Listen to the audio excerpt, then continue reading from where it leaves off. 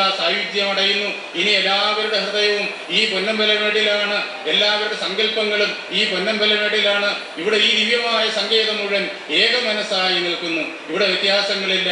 എല്ലാവരുടെ മനസ്സിലും ഒരേ വിചാരം, ഒരേ ഒരു സങ്കല്പം, അയ്യപ്പസ്വാമി അയ്യപ്പസ്വാമി, അത് മാത്രമേ ഉള്ളൂ. എല്ലാം ഈ പ്രപഞ്ചം മുഴുവൻ അയ്യപ്പനിൽ ഉണ്ടാകുന്നു. ഈ പ്രപഞ്ചം മുഴുവൻ അയ്യപ്പനിൽ നിലനിൽക്കുന്നു.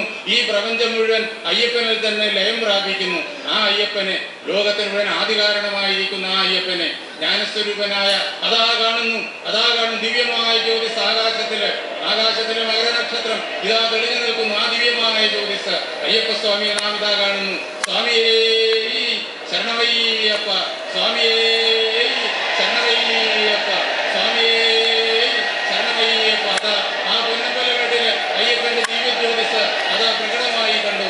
സ്വാമിയേ ശരണമയ്യപ്പ, സ്വാമിയേ ശരണമയ്യപ്പ. ആ ജ്യോതിസ് നമുക്ക് കാണുവാനായി സാധിക്കും. എല്ലാ വർഷവും 3 തവണയാണ് ആ ജ്യോതിസ് പൊന്നമ്പലമേട്ടില് തെളിഞ്ഞു കാണുക.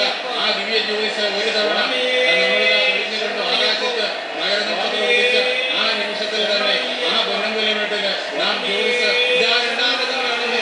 സ്വാമിയേ ശരണമയ്യപ്പ, സ്വാമിയേ ശരണമയ്യപ്പ, സ്വാമിയേ ശരണമയ്യപ്പ. ആദിത്യമായ ജ്യോതിസ് നാം രണ്ടാമത് തവണയും കണ്ടു. 3 തവണ എല്ലാ വർഷവും നാം നേരിട്ട് കാണാറുണ്ട്.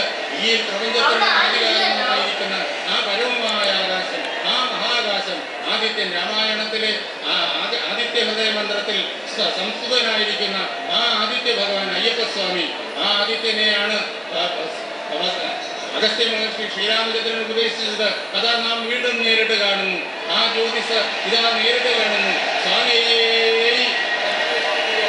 സ്വാമിയേ ശരണമയ്യപ്പ, സ്വാമിയേ ശരണമയ്യപ്പ. പ്രപഞ്ചത്തിനുള്ള ആധികാരിക